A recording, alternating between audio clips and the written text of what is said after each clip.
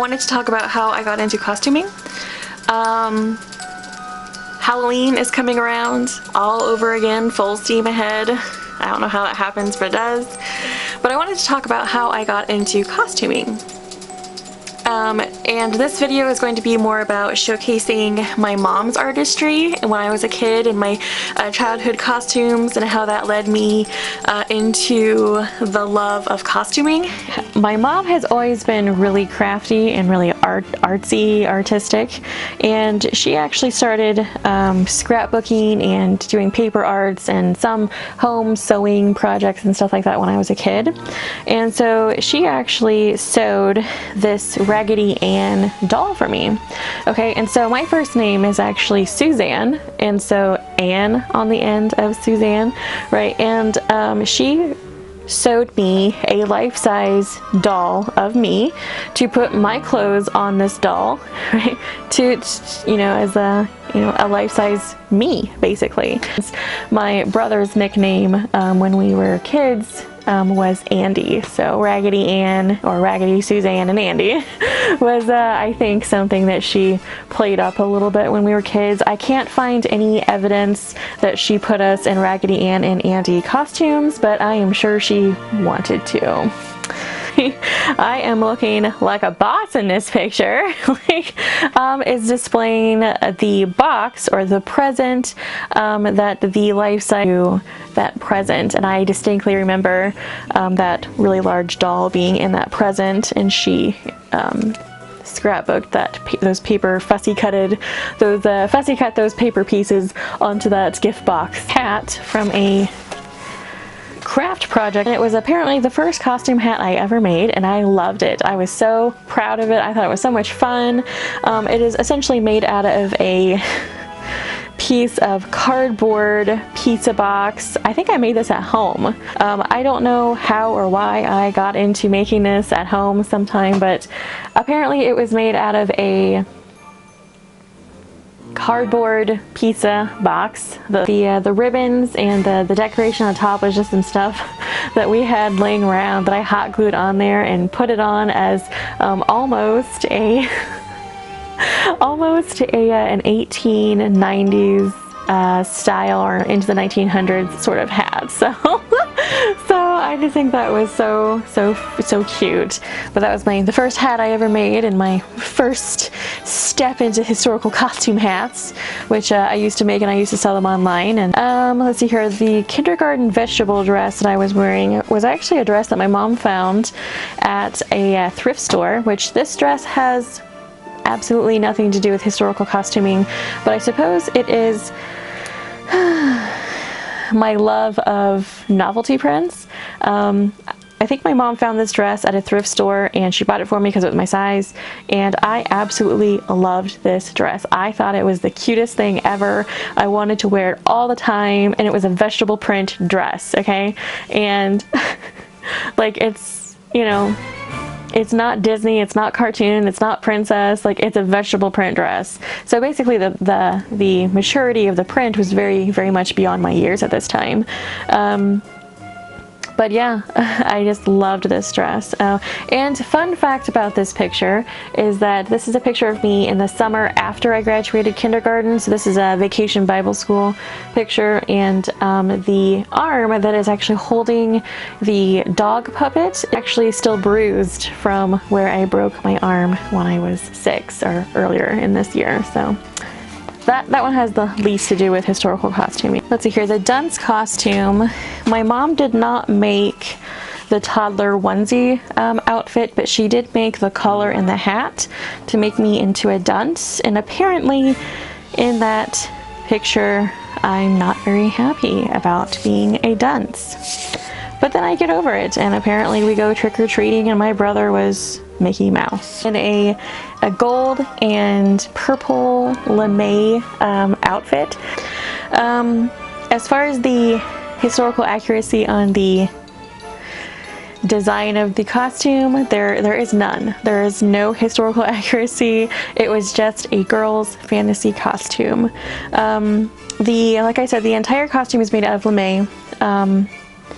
I like that my mom gave me an opportunity to have a say in some of the design aspects of the costume. So I wanted a pointed sort of witch hat, and I believe the hat is actually made out of a really large piece of poster paper, then shaped into a cone and then glued, and then she covered it with fabric. The gold detail on the hat and around the sleeves is actually some sort of like elastic sort of bands that has sequins on it, which I have no idea where that came from. I probably just liked it and wanted her to incorporate it somehow into the costume, and so she did. But the costume is actually made from one of the, I'm not sure which pattern it is, but it was made from one of those big four pattern company girls costume patterns. And I was able to wear it 2 years in a row. So this was back in 1997 and 1996, so I would have been 7 and 8 years old. And this is actually a church function that I went to and participated in the a Halloween costume contest, and I think I actually won it for this year because my mom ended up making it large enough for me to wear it 2 years in a row. For the teal and pink one, this is actually made from an old bridesmaid's dress, and the fabric is actually just a satin bridesmaid's dress fabric. And my mom and my grandma collaborated together, I guess, and worked to fix the chest or the bust darts of the princess seaming, I guess, of the chest area of the dress, because I didn't have any boobage in those days, or kind of like overhauled the design from there. And my mom just found that the easier thing to do. Instead of creating a skirt and a bodice and all that from scratch, she could just find a small sized Mrs. Bridesmaid's dress and then just fit it down to me and then decorate from there. And I think she found the idea on one of her DIY crafting sort of videos or shows that she liked to watch in those days. But as far as like the other design elements of the dress, there was some tulle on there that my mom bunched down into a belt that went around my waist, and I had the idea to get some gold rope with some hot pink Christmas ornaments, and we tied them on the ends of the rope to look like sort of tassels or something, and that was fun. And like the necklace thing, or almost like a Elizabethan sort of ruff sort of thing, which is not like a ruff but it sort of is, was just a length of lace that she found at the craft store and tied it in a bow behind my neck, and we put some sort of other Christmas decorations on the front of it to kind of make it hang down and point down. Or else it was kind of itchy and I didn't like to wear it. But yeah, as far as like the chain up above, I don't remember very much about that or how she made it, and I don't remember anything about the shoulder puff things, so I don't know how that was created. I just remember the belt and the tulle, and the crown was actually made out of some stiffened poster paper that she then cut into a jagged sort of crown appearance, and I think it was fitted or tied on with like an elastic underneath my chin, I believe, is how it stayed on. And I had somewhat of a say in the design of this costume as well, as far as the color choices.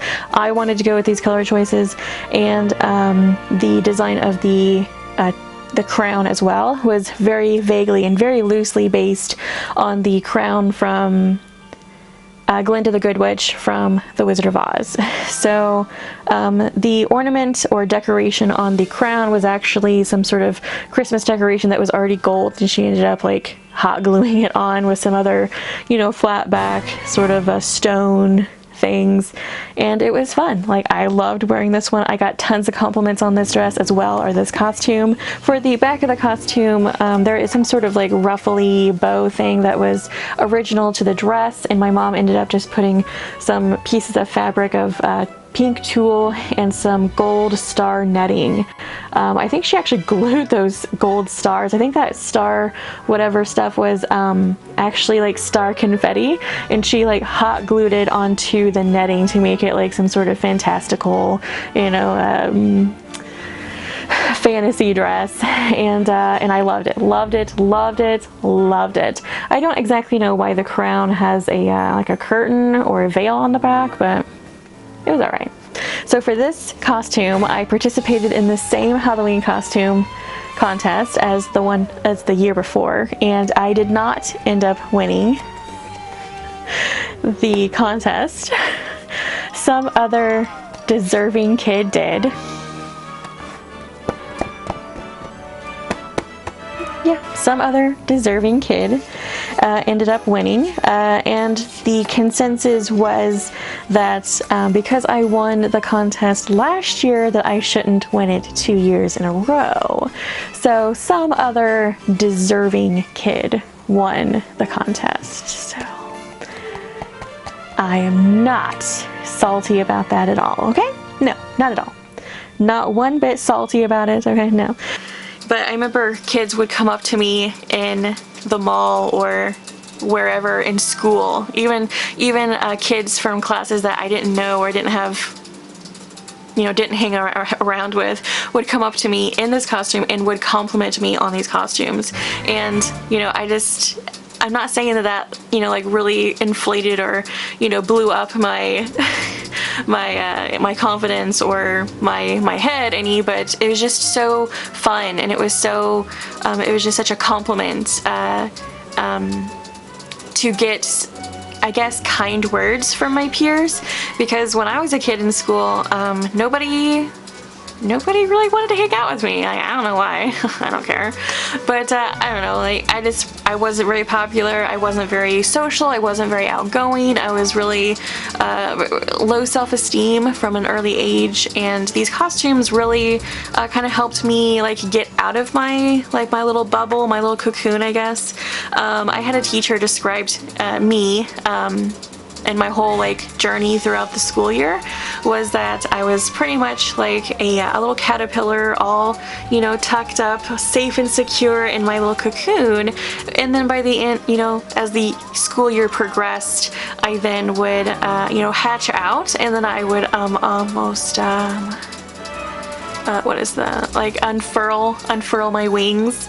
And, you know, by the end of the year, I guess, like maturity wise, I was intellectually caught up with the other kids, and I was having a good time. But, you know, it would then start, you know, all over again the next year, that I'd be in my safe little cocoon, and, you know, and these costumes, you know, the kids complimenting me, even the peers my age complimenting me, was a really nice feeling. Now, this is not a picture of me, but this is actually a picture of my brother. So Andrew, and I know that my mom recycled this costume for me later in later years, but I could not find me in this same costume at the time of shooting this video, but I'll insert it anyways because we pretty much look the same.